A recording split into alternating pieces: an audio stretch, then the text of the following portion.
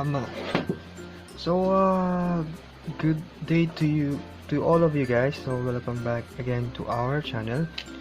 So, in today's topic, we'll be discussing the percent of a number. So, this type of questions are usually asked po during the civil service examination. One of the most commonly asked question po ito. Disclaimer lang po.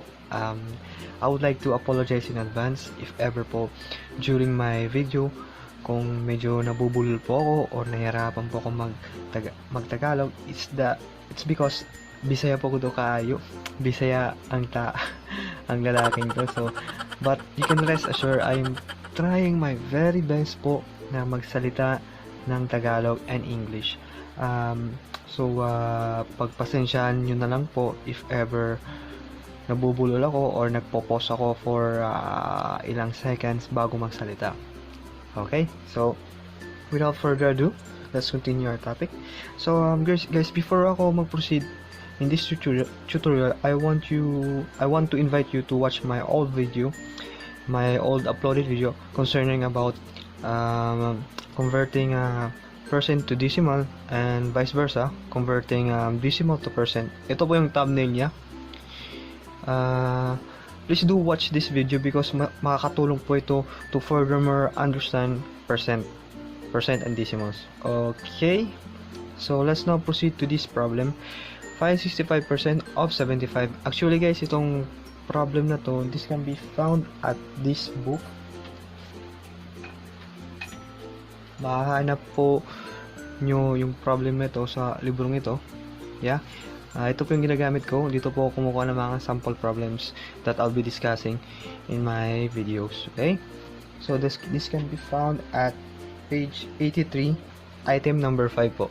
Okay?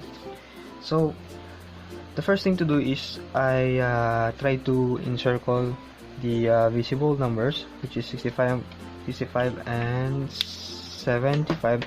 Then I would rewrite this in an equation. Second step pala is we should look for the keywords, the possible keywords used in this problem. So yung keyword natin is yung of.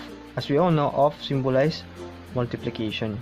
So if we rewrite this in an equation, it would be 65% multiplied by 75. Okay, so next naman po, we would convert 65% to decimal po. Okay, that's the kailangan po talaga i-convert muna yung mga percent to decimal. Wait lang po ha. Pinatay ko yung electric fan ko kasi maingay po. So first thing to do, we convert the percentage sign. We rewrite the percentage sign to a decimal point. After it, we move the decimal point 2 places to the left. To the left, to the left. To the left by Beyonce. So I'll be rewriting this equation again. 0.65. So the decimal representation of 65% is 0.65 multiplied by 75. Then we'll proceed in multiplying. And I hope na marunong na po kayong mag-multiply ng mga numbers with decimals.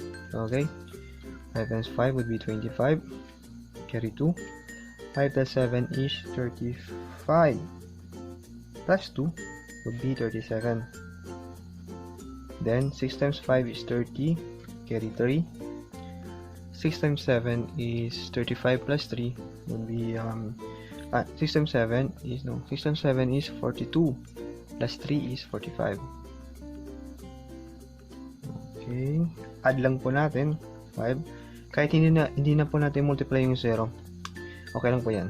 75, 8. So that will be 4875. Now the rules in multiplying numbers with decimal point is we should acknowledge, or we should kailangan po nating i-count kung ilang decimal digits or ilang digits yung sinakop ng decimal point natin. So in this case, we have two decimal digits, which is 6 and 5. So mangyayari we'll be moving this decimal point 2 places to the left pa rin. Ganyan yung yung rules in multiplying numbers with decimal points. So the answer would be 48.75.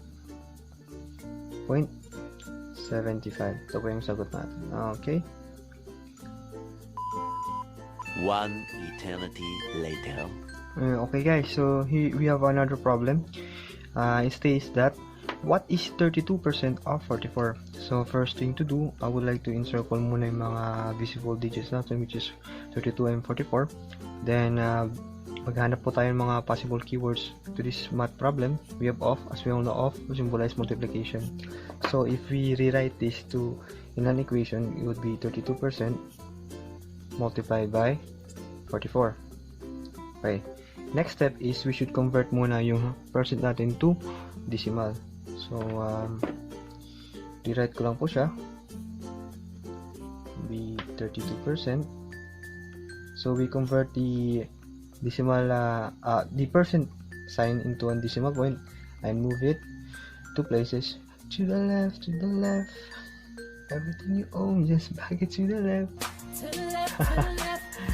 After converting it, we now proceed in multiplying these two numbers. So rewrite ko lang po siya dito because it would take a lot of space. 32. So 2 times 4, 8. 2 times 4, 8. Then 3 times 4, 12. Carry 1. 3 times 4, 12 again. 132. 0. 0. You would add 8, 10, 1, 4, bring down 1. So after that, we should kailangan po nating we should count how many digits did the decimal point acquired. Kung ilang digits yung sinakop ng decimal point natin. In this case, we have 2, dalawang digit. So 2. So we'll be moving this decimal point 2 places to the left. 1 to the left, to the left. So the answer would be 14.08. One eternity later. Okay guys, so we are down to our last problem for this video. So find 10% of 36. First thing again, circle ko muna yung mga digits na nakikita ko. Then we find for the possible keywords for this problem, which is off, which symbolize multiplication sign. So rewrite ko lang po yung equation natin times 36. Now we convert percentage sign into a decimal number. Convert percentage sign to a decimal point. Then we move 2 places to the left. That would be 0.10. Then 0.10 times 36. Rewrite ko lang po because it would take a lot of space in multiplying decimal and a number. So 0 times 3, 0. 1 times 6, 6. 1 times 3 is 36. 0 times 6, 0. 0 times 3, 0. Add lang po natin.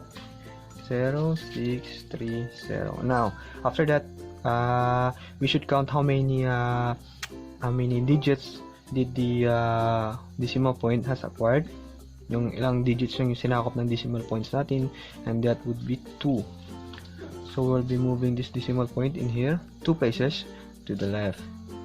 So that would be 3.60. So the answer is 3.60. Okay. So ito po yung last problem natin for this video. And guys, I'll be having a part 2 of these tutorials, and I'll be answering the problems that can be found on this book. Opo. Kasi yung mga problems concerning about percent, medyo mas mahirap siyang gawin. Kumbaga ito yung easy level. Yung dito is more of a moderate to difficult level. So I'll be answering those problems. So I'll be showing it in my next video, in my part 2 Okay? So, I hope na nakaintindi kayo. I hope na meron kayong natutunan. I hope na meron kayong na-understand in this video. And please do comment down below, like and subscribe. And yun. So, God bless guys. Thank you.